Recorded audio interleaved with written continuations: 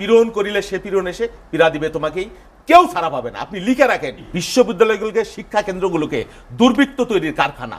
এই কারণে আবরারকে মারছে, মানে পিটিয়ে পিটিয়ে ভাবে মারতেছে। ছাত্রলীগ তার আভ্যন্তরীণ দ্বন্দ্বে 28 জন এই কয়েক বছরে নিজেরা নিজেদের কুপায়ে গুলি করে খুন করছে, আবু বক্কর সহ। টেন্ডারবাজি, চাঁদাবাজি, মাদক বাণিজ্য। ওই যে হানা বোর্ড, ওই জিয়া রহমান কেমনে আসলো, ওই এরশাদ সাহেব বেকা ছিল, তেরা ছিল, এই কাহিনী বইলে আপনি যদি মানুষকে ভুলাইতে চান, মানুষ কি ভুলবে? শহীদুল ইসলাম বাবুল, আপনি বলছেন যে টপ অফ দ্য আইসবার্গ, যেটি সমুদ্রের মধ্যে যে উপরে আইস খণ্ড দেখা যাচ্ছে, এটি কি তার একটি ক্ষতি? এই বেনজির সাহেবরে এর আগে আমি একদিক দিয়ে ধন্যবাদ জানাইছিলাম, কারণ আগে যা খবর টবর পাইছি যে তার সহায় সম্পত্তি যা আছে এই সাম্রাজ্য তালুক বা জমিদারির পথে দেশের মধ্যে আছে। এখন তো এই সব খবর বেরোচ্ছে সম্পত্তি দেশে যা আছে বিদেশের তার চাইতে বেশি। এরপরে যদি যারা দুর্নীতি করছে বা করবে, যারা লাইসেন্স পাইছে, আনুকূল্য পাইছে সরকারের, হার্ড করে লোক, এসব বেনজির, এরা তো মানে বললাম না, এই যে রাতের ভোটের তো মহানায়ক এরা। তো আপনি সর্বোচ্চ চেয়ারে থাকবেন আর আমি মাঝের চেয়ারে থেকে কিছু করব না, তো এইটা আপনি কিভাবে ভাবলেন? আমি ওই কথাটা বলছিলাম যে আওয়ামী লীগ যখন মানুষের ভোটে নির্বাচিত হয়েছে তখন এইসব বেনজিরদের তৈরি করে না, কারণ মানুষের কাছে দায়বদ্ধতা ছিল। 96 থেকে 2000 আমার দেশ এবং দুনিয়া এইসব অঞ্চলে আপনি খুঁজে দেখেন, সাবকন্টিনেন্টে কোনো আর্মি চিফ বার্মা বাদে বা পুলিশ প্রধান মার্কিন স্যাংশন পেয়েছে, বা এই ধরনের দুর্নীতির স্যাংশন যে এমনি এমনি হয়েছে তা তো না।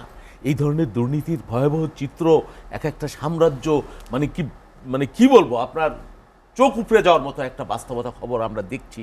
আপনি চিন্তা করতে পারেন যেই দেশে মানুষ মানে কি বলে, এই যে বললাম না, বাবার চিকিৎসা করাতে পারে না, যে দেশে স্কুলে যাওয়ার ছাত্র সংখ্যা ঝরে পড়তেছে, যেই দেশে 5 কোটি মানুষ বেকার, যেই দেশে 34% মানুষ খাবার কিনতে যায় লোনগ্রস্ত করছে, কিনে মানে কি বলে সঞ্চয় ভেঙে ভেঙে খাচ্ছে, আর সেই দেশে আপনি এরকম বিশাল সম্পত্তির মালিক হয়ে যাচ্ছেন এই কিছু গোষ্ঠী। আমি পার্থক্যটা ওইটাই বলছিলাম, ওই যে বললো না বিএনপির আমলের এটা হয়েছিল ওটা হয়েছিল বা কি হয়েছে। আপনি বিএনপির আমলে কি বলতে পারবেন? বিএনপি তো 2 বার পূর্ণমেয়াদে ক্ষমতায় ছিল, বেগম খালেদা জিয়ার কথা বললাম। এই যে শেয়ার মার্কেট এই বেহাল দশা হয়েছে, আপনি খবর নেন গত সপ্তাহে 48,000 কোটি টাকা এই শেয়ার মার্কেটে লুট হয়ে গেছে। এই অলিগার শ্রেণী, এই এই এই এই মাফিয়া চক্র লুটপাট করে নিয়ে গেছে। কে দেখবে? দেখবার কোনো লোক আছে? আপনি বলেন, কে দেখবে? এই যে বলা হচ্ছে যে আলাদিনের যে দত্তের চেরাগের দত্তটা কোথায়? এখন তো মানুষ বাংলাদেশ ব্যাংক থেকে ওখানে সাংবাদিকরা নিষিদ্ধ, ওখানে যেতে পারবেন না। যারা লুট করবেন সম্পদ তারা বাংলাদেশ ব্যাংকে যেতে পারবেন। তা বাংলাদেশ ব্যাংকের সাথে তাদের সম্পদ আছে, দেশের সম্পদ বিদেশে। বাংলাদেশের টাকা দিয়ে সিঙ্গাপুরের শীর্ষধনী হচ্ছে, আর বাংলাদেশের মানুষ খাবার পায় না। বাংলাদেশের মানুষ স্কুলে বাল্যবিবাহ বাড়ছে, সমস্ত আপনার দক্ষিণ এশিয়া। আজকে আমি একটা খবরে দেখলাম, দক্ষিণ এশিয়ার মধ্যে প্রাথমিক শিক্ষকদের বেতন সবচাইতে কম বাংলাদেশে। গতকাল দেখলাম ঢাকা শহর মানে আবহাওয়া দূষণের সবচাইতে নিকৃষ্ট অবস্থায় ছিল এবং সংবেদনশীল অবস্থায় ছিল। আপনি উন্নয়নের কথা বলবেন, এই যে বললো না, এই যে মনির সাহেব যে কি দলীয়করণ বিএনপি করছিল, কি প্রশ্নপত্র দিছিল। আরে ভাই, এখন পুলিশের দারোগা নিয়োগ, আমরা তো এই দেশের নাগরিক, আমরা তো শুনি কেউ যদি কোনোভাবে বিসিএস টপকায় মপকায় যায় মেধার জোরে, তার 14 জেনারেশনে কোনো বিএনপি জামাতের ন্যূনতম সম্পৃক্ত থাকলে কুইট, চাকরি নাই। ভাইস চ্যান্সেলর বলে যে চাকরি পাইতে হলে ছাত্রলীগ করতে হবে, মানদণ্ড ওইটা। ভাইস চ্যান্সেলর বাংলাদেশের গুণীজন বিশ্ববিদ্যালয়ের উপাচার্য, উনারা ঘোষণা দিয়ে বলতেছে, আবার কয় যে আমি যদি যুবলীগের পদ পাই তাহলে ভাইস চ্যান্সেলগিরি করবো না। কি লোভনীয় পদ! আপনি বুঝতে পারছেন আওয়ামী লীগের এই বাজারে আর নিয়োগ? আপনি দেখেন বাংলাদেশের একটা বিশ্ববিদ্যালয় এই আওয়ামী লীগের 14 সালের পরে পৃথিবীর 500 বিশ্ববিদ্যালয়ের সেরা বিশ্ববিদ্যালয়, এশিয়ার 300 বিশ্ববিদ্যালয়ের মধ্যে বাংলাদেশের বিশ্ববিদ্যালয়ের নাম নাই।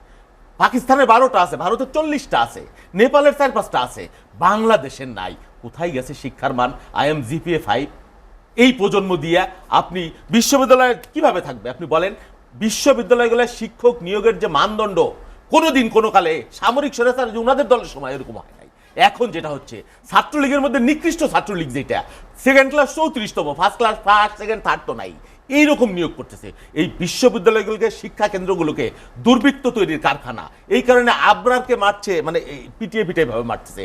ছাত্রলীগ তার আভ্যন্তরীণ দ্বন্দ্বে 28 জন এই কয়েক বছরে নিজেরা নিজেদের কুপায়ে গুলি করে খুন করছে, আবু বক্কর সহ। টেন্ডারবাজি, চাঁদাবাজি, মাদক বাণিজ্য। এখন আপনি ওই যে হানা বোর্ড, ওই জিয়া রহমান কেমনে আসলো, ওই এরশাদ সাহেব বেকা ছিল, তেরা ছিল, এই কাহিনী বইলে আপনি যদি মানুষকে ভুলাইতে চান, মানুষ কি ভুলবে? আপনি জানেন বাংলাদেশের বিএনপি তো এতবার ক্ষমতায় ছিল, ওনাদের দলও ছিল সামরিক স্বৈরাচার বলি আমরা। 300 বাড়ি এক মুন্সি ধনের কোন দেশে আছে, কোন দেশের কোন মন্ত্রী বিলেতে 300 বারে আপনি খুঁজে পাবেন? তারে আবারও আপনি নমিনেশন দিয়েছেন, আবারও মন্ত্রিত্ব বাদ দিয়েছেন, ভালো কথা, সংসদীয় কমিটির সভাপতি বানায় রাখছেন। হ্যাঁ, কি ভয়ঙ্কর ব্যাপার। বাংলাদেশের টাকা নিয়ে সিঙ্গাপুরে সিংসদণ্ডী হচ্ছে। এই যে বেনজির শুধু না, কতশো লোকের দুবাইয়ের রিয়েল এস্টেট খাতে কতশো কোটি টাকা হচ্ছে। এখন তো মানুষ বলে যে আওয়ামী লীগের যদি পাতি নেতা ওয়ার্ডের ঘরে যায় খুঁজেন, দেখবেন খাটের তলে টাকা টাকা টাকা, কত কোটি টাকার গল্প। এখন আপনি ওই হাওয়া ভবনের ফানুসের গল্প বললো না তারেক রহমানের কথা, হাওয়া ভবনের গল্প আর কি 15-21 আগস্ট। আমি যদি কই ভোট চুরি হয়েছে, কয় 15 আগস্ট। আমি যদি কই টাকা ব্যাংকের টাকা চুরি হয়ে গেছে, কই 21 আগস্ট। আমি যদি কই যে শেয়ার মার্কেট লুট হয়ে গেছে, এই 21 আগস্ট। আরে ভাই, তারেক রহমান 15 বছর এই দেশে নাই। এই যে 21 আগস্টের গল্প বলে, দেখেন তারেক রহমানের সবচাইতে বিদ্বেষী ছিল 111 সরকার। সেই সরকারও তারেক রহমানকে এই মামলায় সম্পৃক্ত করতে পারে নাই। উনরা ক্ষমতায় আসবার পরে আব্দুল কাহার আকন নামে অবসরপ্রাপ্ত একজন পুলিশ অফিসারকে তারা এবার পুরস্কৃত করছে তারেক রহমানকে সংযুক্ত করার কারণে, এমপি বানাইছে এই আওয়ামী লীগ। এই যে মুফতি হান্নানকে ধৈর্যই না, তার পায়ের নখ উপড়ে ফেলে 76 দিন রিমান্ডে নিয়ে তার মুখ দিয়ে তারেক রহমানের নাম বলে তারপর তারে 21 আগস্টে সম্পৃক্ত করেছেন। দুনিয়ার 200টা দেশ খুঁজে বেড়াইছে, শত শত কোটি টাকা এই রাষ্ট্রের খরচ করছে তারেক রহমানের দুর্নীতি আর ছিদ্র টাকা উদ্ধারের লেগে। এই আওয়ামী লীগ অশ্বডিম্ব। কথা বলা এক জিনিস, আর প্রমাণ আর দেখছি সেটা অন্য জিনিস।